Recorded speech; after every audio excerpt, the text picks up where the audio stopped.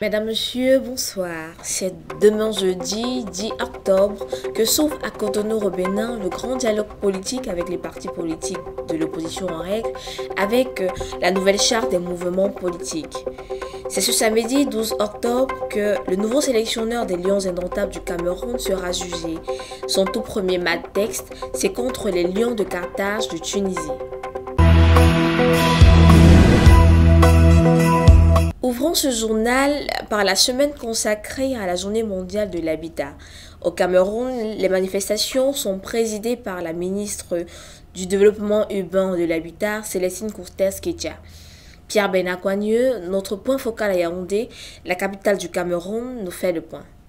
Une bonne partie des acteurs du développement des villes du Cameroun et d'Afrique a répondu présente cette semaine à l'hôtel de ville de Yaoundé. C'est à l'occasion de la célébration internationale de l'édition 2019 de la Journée mondiale de l'habitat. Entre autres, le crédit foncier, la maïture, les aménageurs. Au cours de la cérémonie de lancement de la dite semaine, présidée par le ministre Célestine Ketia-Courtès de l'Habitat et du Développement urbain, plusieurs stands aménagés pour la circonstance ont été visités. Des stands qui affichent des multiples chantiers en cours au Cameroun. La triptyque SIC, maïture, crédit foncier, là, les entreprises citoyennes qui construisent nos routes, nos voiries sont là, qui vont montrer leur savoir-faire, leur accompagnement aux populations pendant cette semaine de l'habitat. Nous avons également les sociétés qui s'occupent de l'assainissement.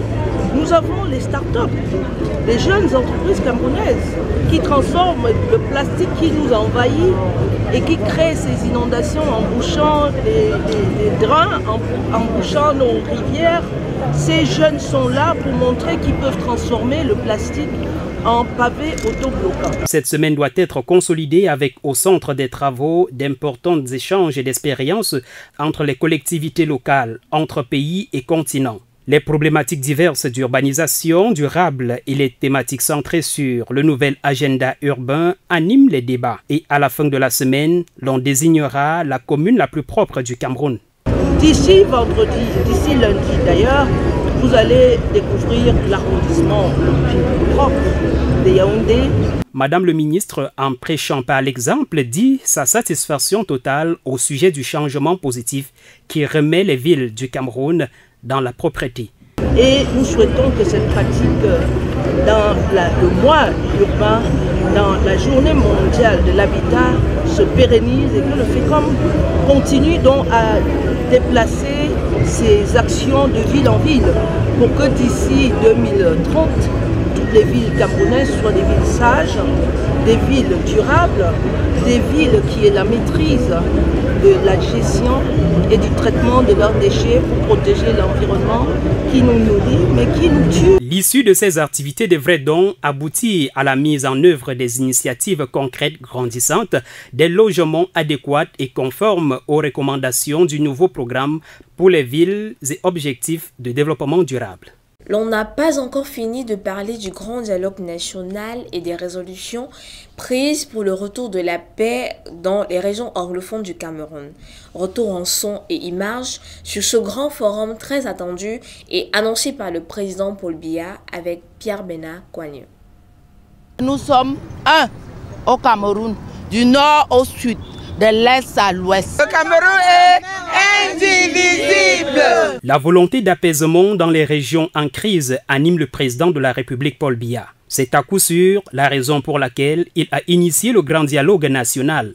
Oui, l'idée veut mettre un terme aux violences dans les régions du nord-ouest et du sud-ouest. C'est ainsi que ces régions du Cameroun retrouvent la paix et la sérénité nécessaires au plein épanouissement des populations qui y vivent. Je pense que c'est très important pour nous tous de voir comment faire pour que la paix revienne au Cameroun. Donc ce n'est pas pour faire la brouille partout, mais concrètement, qu'est-ce qu'on peut faire que la paix revienne au Cameroun?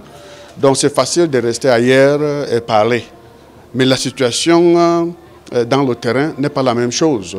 Moi, je suis à Manfé, je viens de là, je vois tous les jours la souffrance de la population. Je vois tous les jours comme les gens perdent leur vie, comme les enfants ne vont pas à l'école. Donc on parle de quoi? Donc c'est très important qu'on fait ce dialogue pour voir comment arranger notre pays. Il y a les revendications, mais on ne peut pas faire ça avec les fusils dans les forêts. C'est autour de la table qu'on doit parler de toutes ces choses. Et c'est pour ça que nous sommes ici. J'ai fait tout pour encourager que tout le monde vienne pour ce dialogue. Tout le monde qu'on a invité vient. Parce que c'est ici qu'on va parler. Si on parle hors de dialogue, qui va écouter? On se souvient que la dite crise s'éclate il y a pratiquement 3 bonnes années avec les revendications corporatistes sur lesquelles s'est greffé un projet sécessionniste. Malgré les mesures prises par les pouvoirs publics pour répondre aux préoccupations formulées par les syndicats des enseignants et des avocats, les tensions perdurent. Ainsi, au nom de la paix, du patriotisme et de l'unité nationale, un grand dialogue national a été fort opportunément convoqué pour remettre les pendules du pays à l'heure. C'est donc à dessein que le chef du gouvernement, Joseph Ndion-Gouté, a relevé le sens d'un rayon de lumière dans la nuit noire des tribulations actuelles. En réalité, le grand dialogue national, c'est une grande opportunité, c'est un grand rendez-vous de l'histoire pour restaurer non seulement la paix dans les régions du nord-ouest et du sud-ouest, mais également cela permet également de convenir d'un certain nombre de propositions pour le vivre ensemble dans le reste du territoire national. Une visée qui passe par la réaffirmation de l'appartenance commune à une et même nation qu'est le Cameroun. Il faudrait donc que les recommandations issues des commissions constituées lors du grand dialogue national apportent des résolutions concrètes et pragmatiques, loin des querelles de chapelle aux problèmes. Mais il se trouve qu'en face de ça, il y a une partie du Cameroun qui demande à être un État fédéral. On a dit, comme nous travaillons dans le cadre d'une constitution qui programme un État unitaire décentralisé, mais qui par ailleurs prévoit un régime spécial pour des régions, on peut commencer par une région ou des régions à régime spécial. Tout dépendant donc maintenant du contenu qu'on va mettre dans ce régime spécial pour que les gens se sentent en autonomie de gestion de leurs problèmes domestiques. Il s'agit de l'héritage de la fraternité de tous les Camerounais issus de toutes les régions. Quels que soient les aléas de l'histoire, le Cameroun a vocation à demeurer debout dans le but de mobiliser toutes les forces autour des valeurs qui sont chères au pays, à savoir la concorde nationale, le progrès et la paix. L'occasion a donc été donnée aux participants au grand dialogue national inclusif d'émerger comme des artisans de la paix et du vivre ensemble en œuvrant pour le retour à la paix dans les régions du nord-ouest et du sud-ouest du Cameroun. Sans doute, ces 4 jours de travaux n'ont pas été suffisants pour épuiser l'ensemble des sujets en débat. Encore moins pour écouter tous les participants qui auraient pourtant souhaité apporter leur contribution dans le cadre de ce grand dialogue national. Mais ils marqueront à jamais notre histoire commune, comme tant d'autres jours historiques qui ont jalonné la vie de notre pays. À cet égard, je voudrais indiquer à ceux qui veulent continuer à dialoguer avec le gouvernement, sous une forme ou sous une autre, qu'ils peuvent toujours continuer à déposer leurs contributions écrites sur le site créé à cet effet, à savoir www.nationaldialogue.cm. Et du coup, au sorti des travaux, une bonne nouvelle. 333 personnes interpellées dans le cadre de la dite crise ont bénéficié de la grâce présidentielle. Et comme si cela ne suffisait pas, certains de celles interpellées dans le cadre de la crise post-électorale viennent d'être graciés par Paul Biya, président de la République du Cameroun. C'est donc un rayon de paix qui éclaire le pays depuis quelques jours.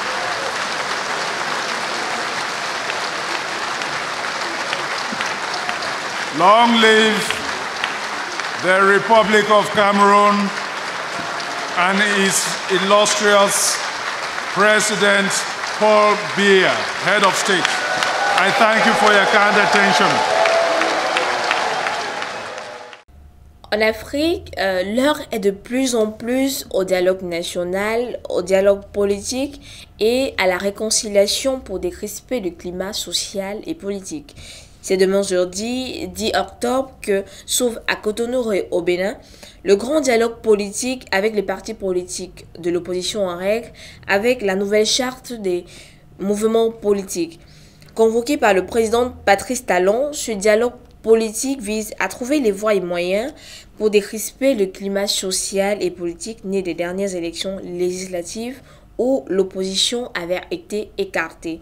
C'est un dialogue politique pour résoudre les problèmes politiques, précise le gouvernement.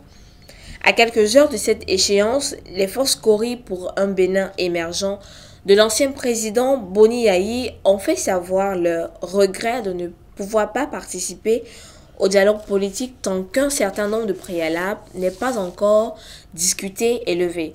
Et parmi ceux-ci, la libération des prisonniers politiques et l'arrêt des poursuites à caractère politique.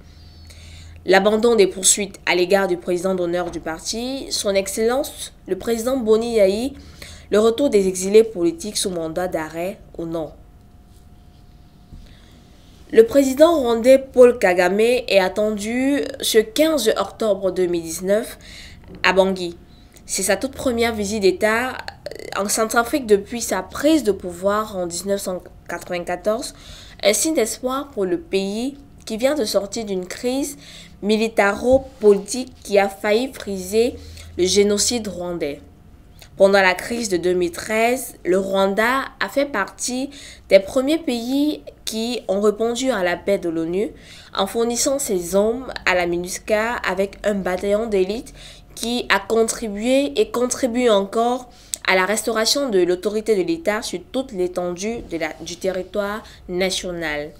Récemment, à l'Assemblée générale de l'ONU à New York, le président Faustin Archange Touadéra et son homologue rwandais Paul Kagame se sont entretenus sur plusieurs projets visant à développer la RCA dans les années à venir.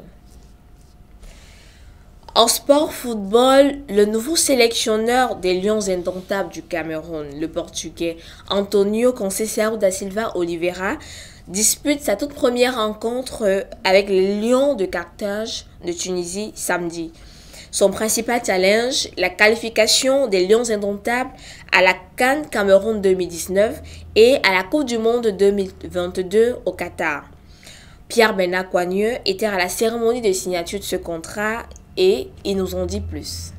Le nouveau patron des Lions indomptables du Cameroun, Antonio Conceição, et son staff ont été installés vendredi dernier par le ministre des Sports et de l'Éducation civique Narcisse Moelle Kombi, qu'accompagnait Sédou Mbombo Njoya, président de la Fédération camerounaise de football. Avant d'installer cette nouvelle équipe qui dirigera les Lions indomptables du Cameroun jusqu'en 2021, Narcisse Moelle Kombi leur a prescrit de nombreuses recommandations. Il vous incombe, en termes d'objectifs, d'atteindre la finale et mettre tout en œuvre pour gagner la Coupe d'Afrique des Nations Cameroun 2021. De qualifier le Cameroun à la phase finale de la Coupe du Monde 2022 au Qatar. D'améliorer le rang du Cameroun dans le classement FIFA et de s'assurer particulièrement, pendant la durée d'exécution du présent contrat, que le Cameroun améliore considérablement son rang au niveau africain. D'améliorer substantiellement la qualité du jeu produit par les Lions indomptables en termes d'efficacité. Les montants liés au contrat sont connus. 33 millions pour Conceição, 6 500 000 pour Omam Biyi et même montant pour Jacques Songo. Le ministre a aussi et surtout insisté sur l'éternel problème des primes, source de problèmes lors de la récente Coupe d'Afrique des Nations. De veiller scrupuleusement à l'observance d'une discipline de groupe au sein de la sélection nationale fanion de football, sur la base du code éthique et déontologique en cours de finalisation. Et je sais, et je voudrais en féliciter M. le Président de la FECAFOOT, qu'il s'est engagé à faire signer un contrat sur l'honneur à tous les joueurs. comme Antonio, François Omambi et Jacques Songo ont eu aussi à paraffer leur contrat de travail avec le gouvernement camerounais. Une première pour les entraîneurs locaux nommés au sein des Lions Indomptables dont la signature de contrat était devenue un véritable mystère. Et pour le coach, tout est réuni pour de belles perspectives. J'ai complètement confiance dans la capacité de travail de toute mon équipe technique et de tous les joueurs qui puissent venir en sélection.